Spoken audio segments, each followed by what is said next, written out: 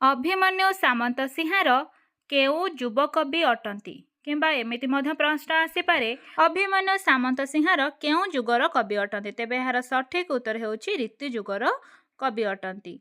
प्रश्न 2 यशोदा कृष्ण को केउठी को जीवाकू बारण करती यशोदा कृष्ण को बण को जीवा पई बारण करती। प्रश्न नंबर 3 यशोदा काहींकी कान डेरी थांती बा यशोदा काहींकी कान डेरती कृष्णकर वेणु गीत को शुणा पई यशोदा कान डेरी थांती। परवर्ती प्रश्न जिबा प्रश्न नंबर 4 कृष्ण काहार जीव जीवन थिले बोली कवितारे कुहा जाइछि कृष्ण काहार जीव जीवन थिले माता यशोदांकर जीव जीवन थिले। परवर्ती प्रश्न प्रश्न नंबर 5 तेबे कुहंतु कलामाणिक कवितार कवि किए तेबे कलामाणिक कवितार कवि हेउछंती अभिमन्यु सामंत सिंहार अभिमन्यु सामंत सिंहार।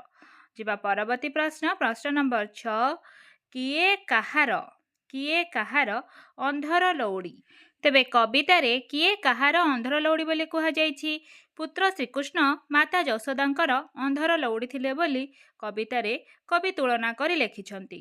परवर्ती प्रश्न कलामाणिक कविताटी केउ मूल ग्रंथरु अणा जाइअछि तेबे जो कलामाणिक कविताटी विदग्ध चिंतामणिरु अणा जाइअछि अभिमन्यु सामंत सिंहारंकर रचित विदग्ध चिंतामणिरु अणा जाइअछि। परवर्ती प्रश्न यशोदा काहाकू हृदरत्न हार बोली संबोधन करिसेंती बा कहिसेंती तेणु हृदरत्न हार बोली निज पुत्र श्रीकृष्ण को माता एठारे संबोधन करी कहिसेंती। परवर्ती प्रश्न प्रश्न नंबर 9 तेबे कुहंतु कृष्ण काहाकू डरंती बोली यशोदा कहिसेंती तेबे कवितारे कृष्ण काहाकू डरंती अंधार को डरंती बोली माँ एठारे भाड़ी हेइछंती कृष्ण अंधार को डरुथिले। परवर्ती प्रश्न प्रश्न नंबर 10 तेबे कुहंतु किए काहाकू निधन संखाली कहिछंती निधन संखाली बोली एठी किए काहाकू संबोधन करिछंती तेबे निधन संखाली बोली माता यशोदा निज पुत्र को संबोधन करिछंती। वर्तमान जिबा परवर्ती प्रश्न यशोदा केउ स्वर शुणी पारि नाहंती तेबे कवितारे माता यशोदा केउ स्वर शुणी पारि नाहंती तेबे पुत्र श्रीकृष्णकर मुरली स्वर माता यशोदा शुणी पारि नाहंती।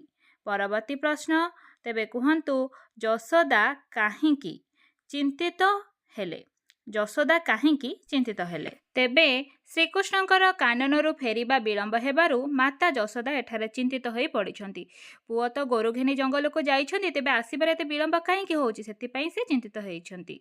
श्रीकृष्ण को केउ खाद्य रुचु नथिला परवर्ती प्रश्न श्रीकृष्ण को केउ खाद्य रुचु नथिला तेबे गोटिका अधमा सर सुस्वादु खाद्य इत्यादि श्रीकृष्ण को रुचु नथिला।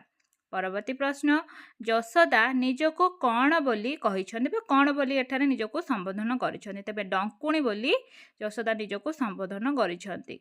परवर्ती प्रश्न बा शेष प्रश्न तेबे कुहंतु जेमिति कि हमर बहिरे रहिछि बा कवितारे रहिछि यशोदांकर हृदताप विनाशरे श्रीकृष्ण कौन थिले कवितार धाड़ी अनुसारे से थिले कौन श्रीकृष्ण माता यशोदांक पई हरिचंदन सहित तुलनीय थिले हरिचंदन।